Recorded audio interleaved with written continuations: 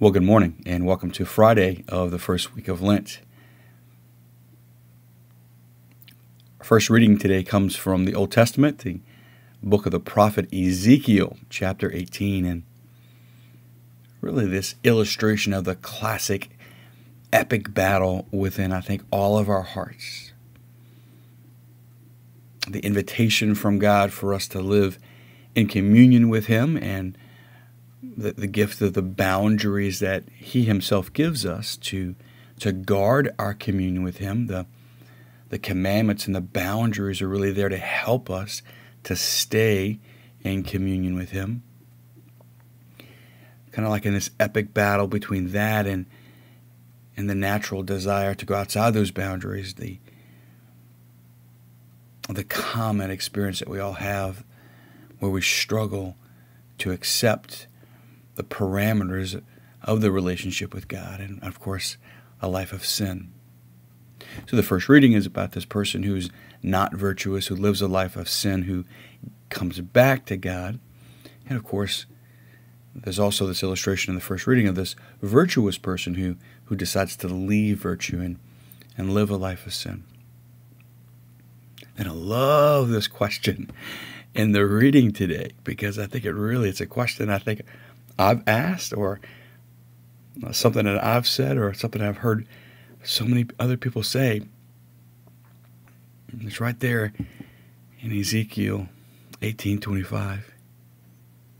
And I quote from Ezekiel, it says, "You say the Lord's way is not fair. Hear now, house of Israel. Is it my way that is unfair?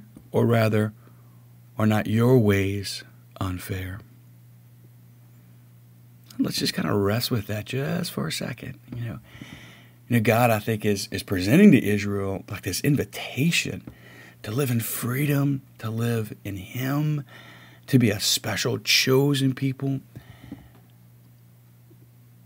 And when the boundaries are there, Israel's rebelling and saying, "Nah, that's not fair." And oftentimes, like I do that, and I think, if we're honest, I think we all do that. God's inviting every one of us into a life of freedom, a life of wholeness, a life of blessing with boundaries. And then so many times I think so many times all of us, we say, "God, that's not fair that you would act a certain way or ask of us certain things." And so I think there's two questions today in our hearts in response to that. Here's the first question. Do we trust God? Do we believe that God only has what's best in store for us? Do we believe that our God is the kind of God who can be trusted, and if we follow in His ways within the boundaries, that our lives are going to be happier and more fulfilled because of God and in God than they would be if we tried to provide for ourselves? In other words, do we trust that God can provide more for us than we can provide for ourselves? That's a big question. And with it, there's another question that's right there in our hearts today, which is this. Do we want to have a relationship with God on our terms or His? Man, I see that happen all the time, where we try to have a relationship with another person on our terms rather than on their terms.